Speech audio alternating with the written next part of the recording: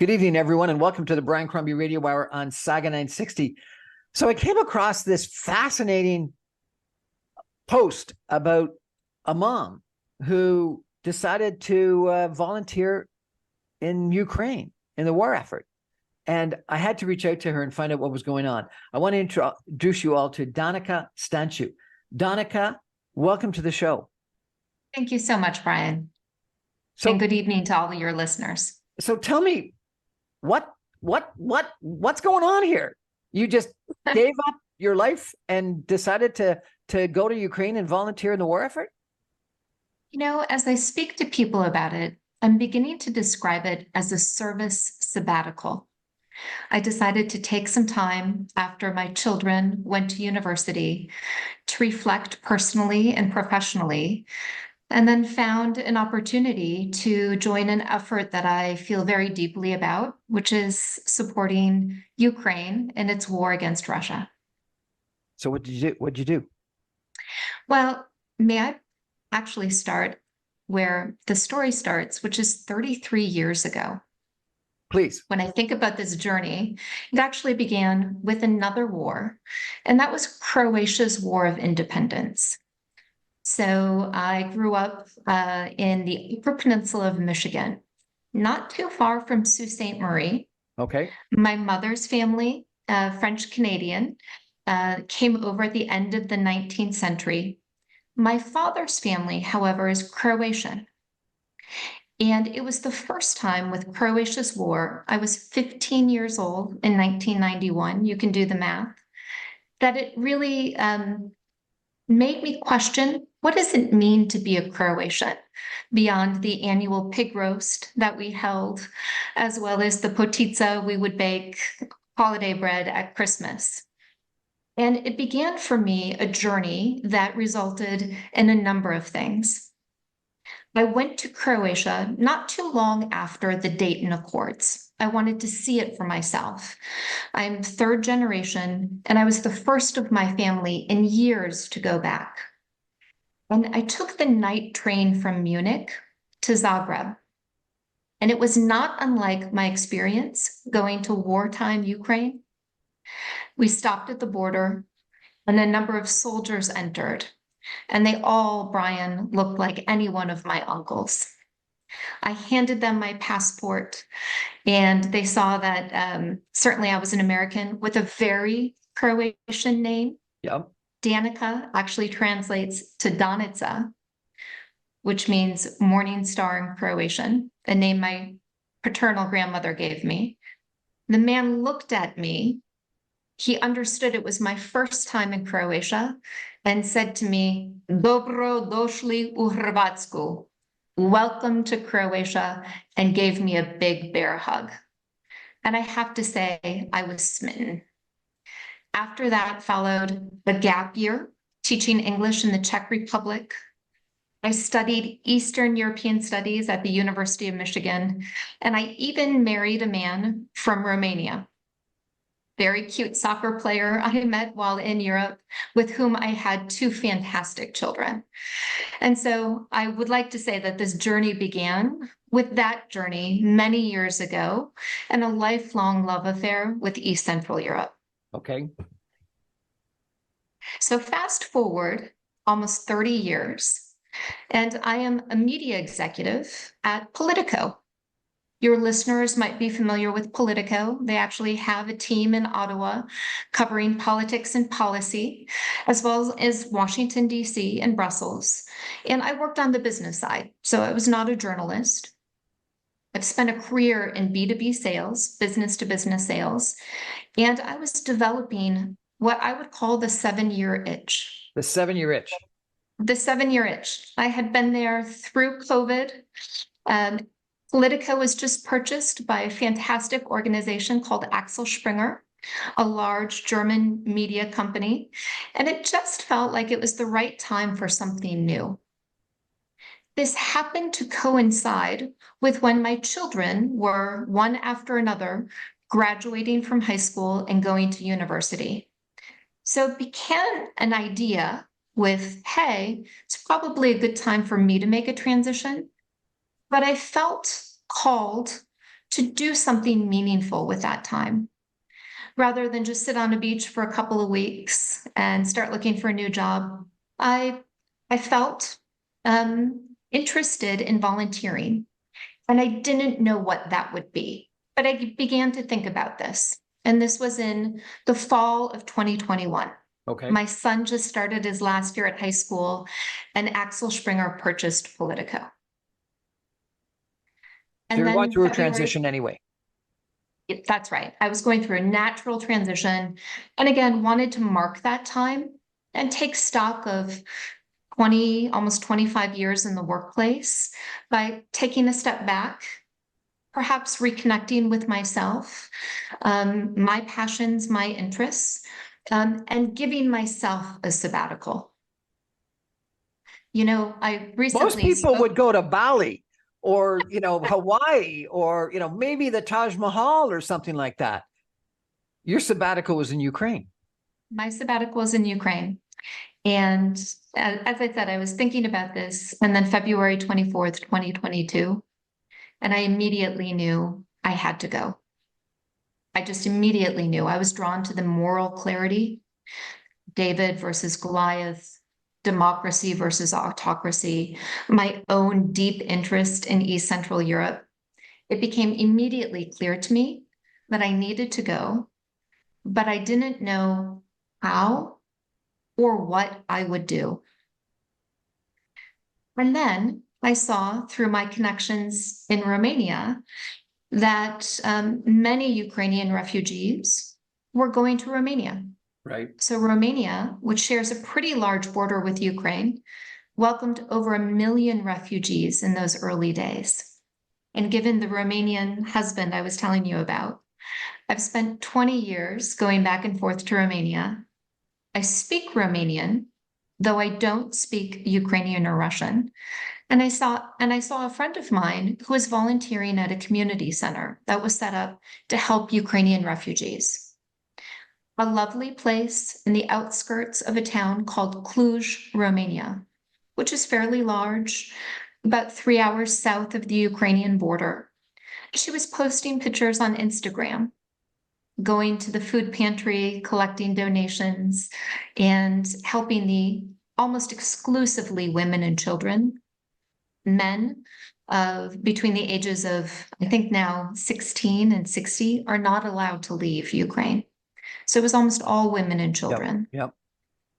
And I asked her, can I come? And she said, let me talk to the director and see what she has to say. I also was still working at this time and decided to choose a time to try this idea on that was also good for my work. So I went in August, which US Congress is out of session. It was a particularly quiet time.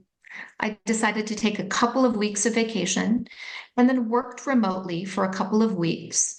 And because of the time change, it allowed me to do that. And I simply showed up. Went to the food pantry a couple of times a week, went shopping with the women who staffed it. And then in speaking with the director, decided that I would get the kids together, and anyone who wanted to practice their English, we could practice. And so one day I went to the center pretty early in the morning, and there were some kids kicking a ball. I didn't need to speak Russian or Ukrainian to join them in a game of pickup soccer. So I went over, started kicking a ball. One of the kids looked at me. He picked up the ball, walked over to me, and says in British accented English, "How old are you?"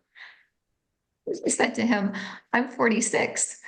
How old are you?" And he said, "I'm 11. Let's go."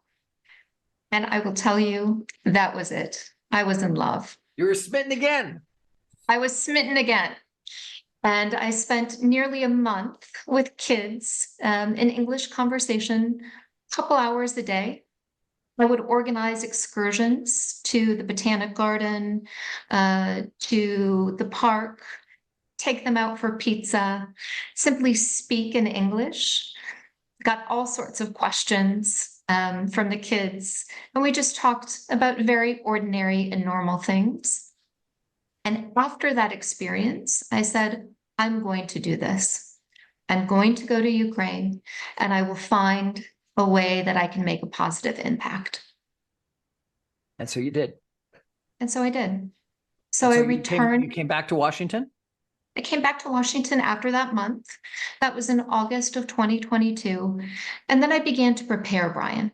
So I decided, you know what? It'd probably be good if I could read the Cyrillic alphabet when I show up. Oh God. So So I you learned started to. taking Ukrainian lessons. I got to tell you, I apologize for interrupting. I got to tell you, I Please. spent a couple of months in Ukraine doing business back in it was 2006, 2007. That was the most difficult thing. I rented a car to drive from Kiev to Poltava, where I was looking at a pharmaceutical plant, and they said, "Oh, no problems. You'll be able to, see the sign for Poltava," and it was written in a different alphabet. And I'm glancing, trying to, compare what they wrote down to what was on the sign. It's impossible to read a different alphabet. At least I found it. Well, I knew I knew I needed help. So I took some Ukrainian lessons, wanted to speak basic Ukrainian before I got there. And I attended any and every event that I could find here in Washington, D.C. that was related to the Ukrainian community. And certainly, by nature of being here in DC, there were quite a few. And through that, I began networking, asking people if there was any opportunities, any volunteer jobs. And I met a man through a friend. Washington can be a very small place. A friend of mine dated a man who is the former CEO of World Central Kitchen. He had worked for them for years. And he left World Central Kitchen and was now the advisor to Howard Buffett, Warren's son, who is donating a huge part of his philanthropic legacy to Ukraine. Oh, really? He is. He's doing incredible work. And so Nate Mook, was in town here in Washington, D.C. We met for coffee. Was really hoping he would offer me something. But his advice was just show up. There are not a lot of foreign volunteers.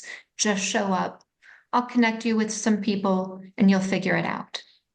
And I have to say that was the single best piece of advice I got. Trying to coordinate something from here to there in the middle of war, again, without very specific skills like tactical medicine, speaking Russian or Ukrainian, the best advice was simply to show up. And I think it was Ernest Hemingway who said, change happens gradually and then all at once. So I was preparing for this for months. And then within the span of 2 weeks in June last year, 2023, I had my last day at work. My daughter graduated from high school, and I got on a plane to go to Warsaw to take the 20-hour train to Kyiv, Ukraine. And so it happened really quite all at once. What did your husband think about this? So, across my family, I had a range of reactions. My daughter was, "Go already, Mom. You've been talking about this forever." My son was a little bit more cautious. My husband was very supportive, and my mother wouldn't even talk about it. Just the mere mention of it brought her to tears. So it was really a range of reactions. And partly because of that, partly because of the concerns of my family and the needs of my family, as well as it personally felt really daunting to say I'm going to go spend the next 6 months in a war zone. I didn't know how I would react the first time I heard an air raid siren. I had no idea. But I decided to break my trip into 2 parts and really take it in pieces. And the first part would be what I would call a reconnaissance run, a recce run. I'd go for 6 to 8 weeks and do 3 things.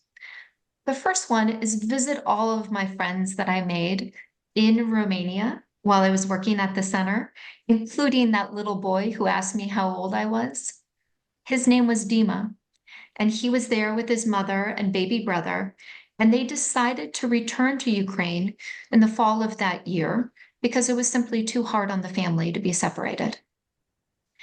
many of the people that I worked with in Romania had indeed decided to go back to Ukraine because of the toll on their families, because of the toll on their jobs. And so I had lots of friends to visit.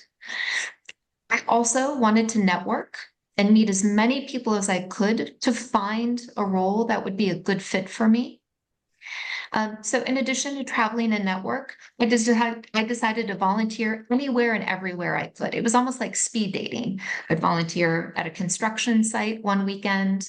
I volunteered at an organization that was making camouflage nets and sniper coats for the Army.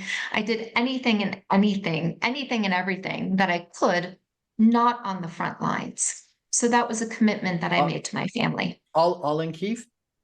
Mostly in Kyiv, but I did travel. So I went to the north of Ukraine, Chernigiv. I went to Dnipro, which was the closest I got to the front line. I went to a city in central Ukraine called Kropivnitsky, and I also went to Lviv. And I will tell you, there was a part of me that was like, what are you doing? What are you doing, Danica? You're not here for What vacation. Are you doing? Traveling all around a country at war. Well, there was that. And I was also there to work. I was there to volunteer and make an impact. And traveling didn't feel like that. I was actually being, wined and dined, if you will, certainly fed very well by the people that I was visiting. And I very quickly realized, Brian, that I had it wrong. That how important it was, that travel. My friends needed to show me the other Ukraine, the Ukraine that we weren't seeing in the media, a beautiful country, rich in history and beautiful nature. They also wanted to show me their lives and what was being lost by the war, and how important it was for me to show up. I heard many, many times thank you across my time in Ukraine. But what I heard thank you for the most was simply being there and letting Ukrainians know that they were not alone in this fight or in this world, and that the experience of the war was incredibly isolating. So I pretty quickly understood that as I traveled and really reframed it as, in many ways, almost part of my volunteering. What an incredible story, an incredible experience. We're going to take a break for some messages and come back in 2 minutes and hear more about the second trip to Ukraine. Stay with us, everyone. Back in 2 minutes.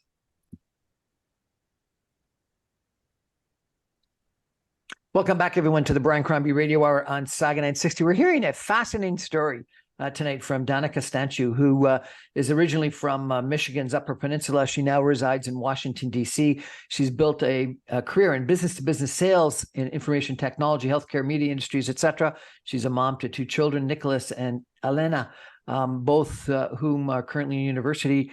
But her story is that she returned just a few weeks ago from 6 months volunteering in Kyiv, Ukraine. Just a fascinating experience. So tell me, if you could, about your second trip back to Ukraine after your reconnaissance mission. So on this reconnaissance mission, I decided to network. And I met, what was extraordinary to me was the range of people that I met. A lot of ordinary people doing extraordinary things for their country. I met also a lot of people who were not from Ukraine like me, who were deeply interested. So I met Tim Mack, who you may be familiar with, a Canadian-American journalist who left National Public Radio to start his own publication profiling human interest stories in Kyiv. Because of my background in media, I also went and met with folks from the Kyiv Independent. I met 2 former government ministers, both of whom worked under the Zelensky administration and were taking their expertise to create NGOs. One woman, Anna Novosad, started an organization called Save Ukraine, designed to address the needs of Ukrainian school children. Every 10th school in Ukraine has been destroyed. Every 10th school. And so she was looking to restore immediate access to school children. And one of the people whose names I received was eventually the reason for my second trip. His name is Mykola Kuleba. And when I got his contact information, I hesitated. I thought, this man isn't going to speak to me. And I should provide a little bit of background. So Mykola Kuleba is actually something of a celebrity in Ukraine. He worked across 2 presidential administrations, Zelensky and Zelensky's predecessor, as the Presidential Commissioner for Children's Rights. Mykola started an NGO called Save Ukraine, which was started 10 years ago during the first invasion, a humanitarian network, one of Ukraine's largest, that rescues, restores, and rebuilds the lives of Ukraine's most vulnerable: children, the disabled, the abandoned elderly. However, Mykola is most well known, and Save Ukraine in the West, for the extraordinary work that they do, returning abducted children from Russia to Ukraine. They are one of the only organizations that do this. And I'd like to share a couple of numbers with you and your listeners. Yeah, please, Brian. because we've heard about this problem, but some people don't know if it actually really exists. Well, I can tell you from experience, it exists. So the Russians themselves, Maria Lvova-Belova, who's wanted by the International Criminal Court together with Vladimir Putin for their role in abducting children, she herself has bragged about illegally transferring 744,000 children. 744,000? 744,000 children. This is across 10 years, beginning with the first invasion. There is evidence of children being transferred to Russia during this time who have since been sent to military schools and are now actually fighting against Ukraine. 744,000. The Ukrainian government has identified just under 20,000 children, and that is identified both first name, last name, and location of children that have been abducted. About 500 children have been returned to Ukraine, and Save Ukraine is responsible for returning about 230 of them. Those are the numbers. And so what did you And do? so Save Ukraine is very well known for their work, certainly here in Canada, the United States, and Europe, best known for this work, which is really only the tip of the iceberg of what they do. But I had this contact information. I decided to reach out to Mykola. I went to his offices and he talked to me about what Save Ukraine did. And he said to me, he asked about me. Who are you? Who are you that is so motivated to come here to Ukraine? Are you here alone? And he said, we should go out to dinner. My wife and I would like to invite you out to dinner. And I have to say, I was like, yeah, sure. And you can imagine my surprise. A couple of days later, Mykola called me and said, Natasha and I would like to invite you for dinner. Can you come next Sunday? I ended up spending the entire afternoon at their place, learning about the work that they do, who they are. And I knew that I had found, if you will, my second trip back to Ukraine. So after meeting Mykola, I returned to Washington, D.C. I brought my children to university, first my daughter and then my son. And while I was in Washington, I got a phone call from Mykola, who said, I'm coming to town, and I'd like your help setting up some visits on Capitol Hill. And given my work at Politico, I was pretty well positioned to do so. So we made some visits. We spoke to a number of people raising awareness on the issue of child abduction. And after that trip, I returned to Ukraine and spent almost 3 months supporting the Save Ukraine team. I did anything and everything I could, from translating, again, from English to English, correcting newsletters, proposals. I did some proposal writing. I also did some speech writing. And I wrote for Macola his statement to Canadian Parliament, in which he was joined by 6 children who had been abducted and returned.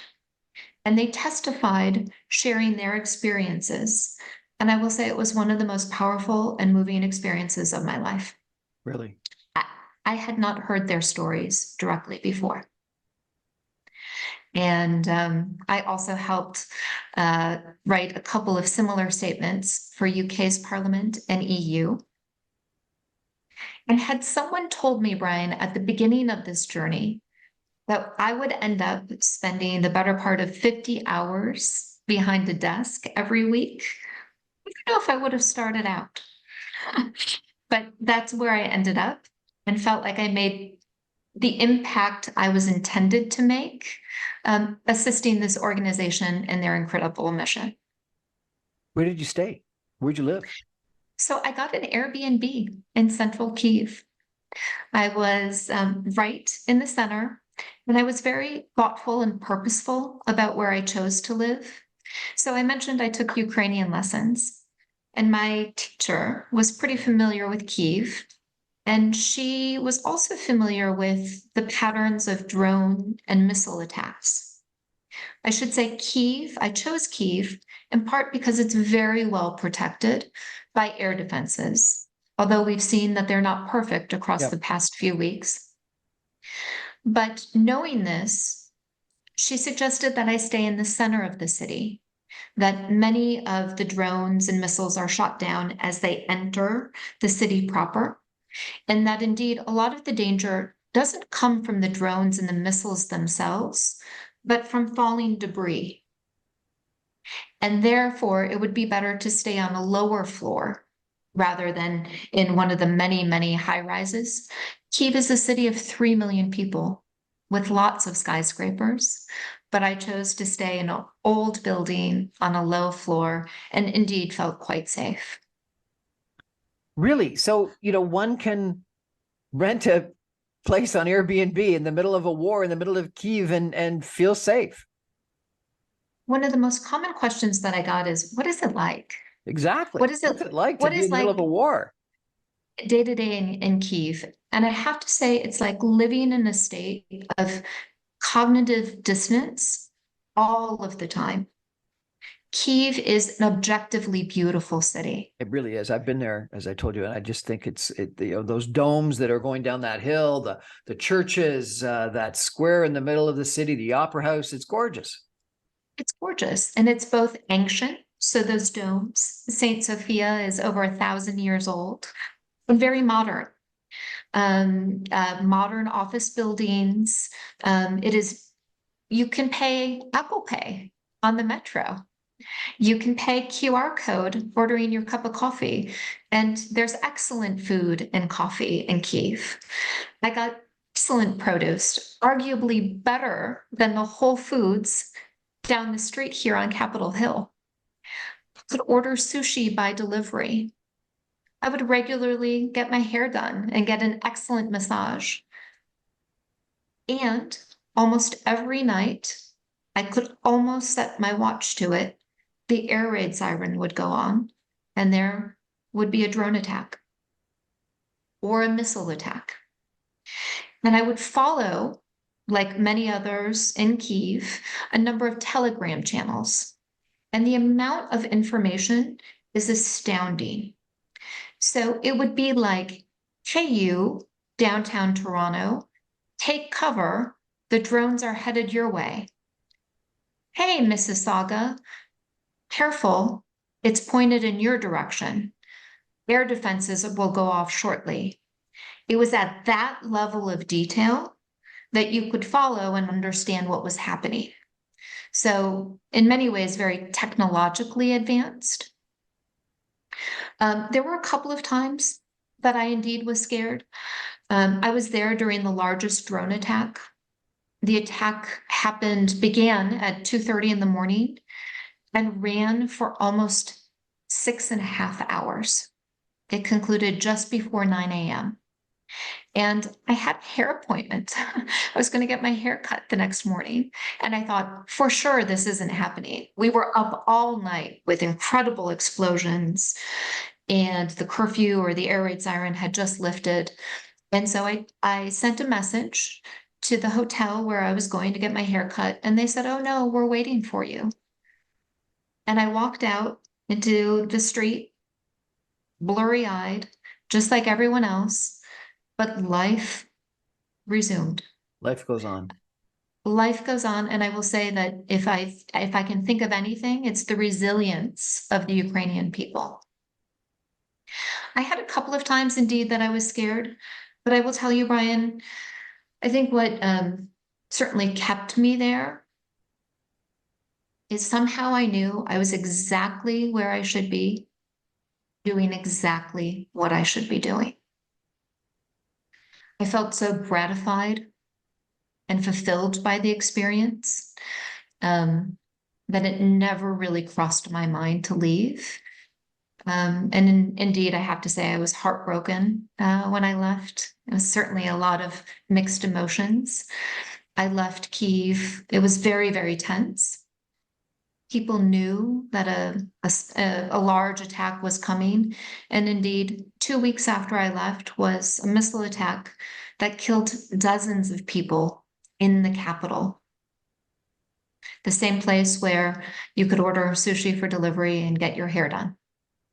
And that is also very true of the reality of war in modern Europe. What we hear in Canada is that a large swath of the American population is losing patience with the war and losing support for the war. What do you say to those people, given your experience? It's not over.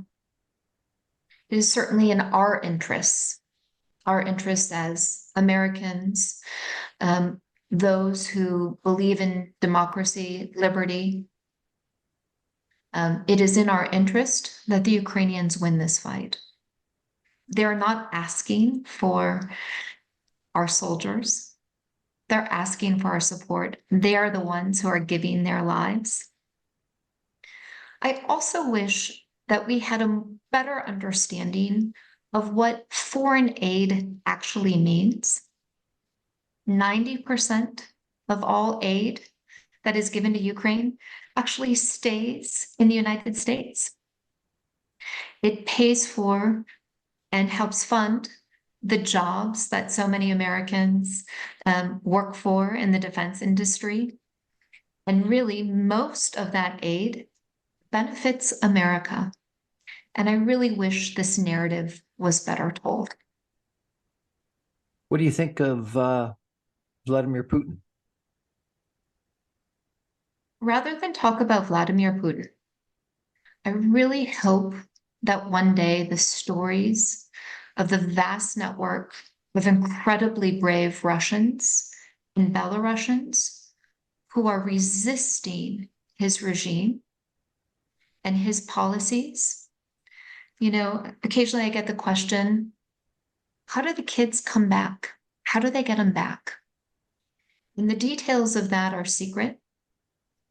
It is volunteers who risk their lives to help reunite children with their families.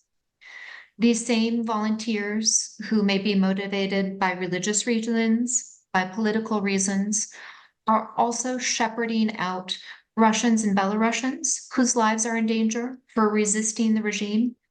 And I really hope one day, Brian, that you and I are talking about those folks. We haven't heard this at all. This is fascinating. What we hear is 80, 90, 95% of Russians support Putin. What you're saying is that there is a resistance movement. There is a resistance movement, and they do incredible, incredible work. So one of the first questions that I asked Mykola is, how do you get the kids out? Now, Save Ukraine is not a religious organization, but he himself is a Pentecostal Christian.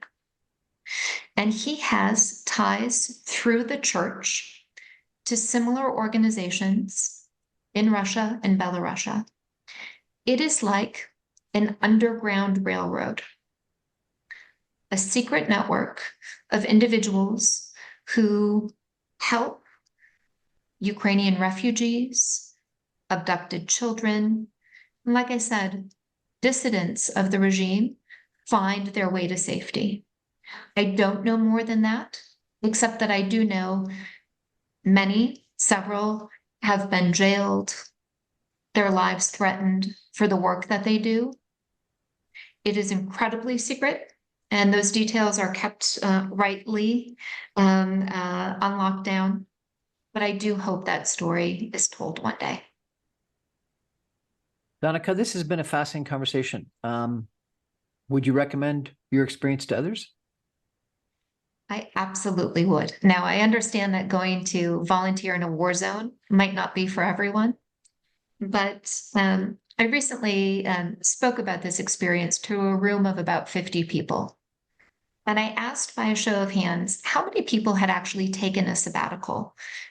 2 people raised their hands. I asked how many were planning a sabbatical. No one raised their hands. And I asked, who would like to take a sabbatical or an extended pause? And everyone raised their hands. And I highly recommend for anyone, I really hope that this idea of a service sabbatical catches on, taking a pause mid-career, midlife to give back, take stock and regroup before returning to work feels like a wonderful idea. It has been a wonderful experience for me. And I have some advice for anyone who's considering it, which would certainly be very clear on the what. I knew I needed to go and help Ukraine. However, be flexible on the how. I didn't know how that would manifest. And certainly it manifested in a number of different ways, but it ended up that I used my professional skills to make an impact. And then lastly, I would like to share the advice with anyone who might be listening that I received a couple of times on this journey, which was simply just show up. Danica Stanciu, thank you so much for an inspirational and very interesting conversation about your volunteering in Kyiv, Ukraine. Really appreciate it. Thank you so much for allowing me to share this journey. That's our show for tonight, everyone. Thank you for joining us. I remind you, I'm on every night, Monday through Friday at 6 o'clock. You can stream me online, even from Washington, D.C. or Kyiv, Ukraine, at www.saga960am.ca. All my podcasts and webcasts are available on my website, briancrombie.com. I'd love to take a sabbatical. What a great idea. Thank you very much for inspiring us. Thank you.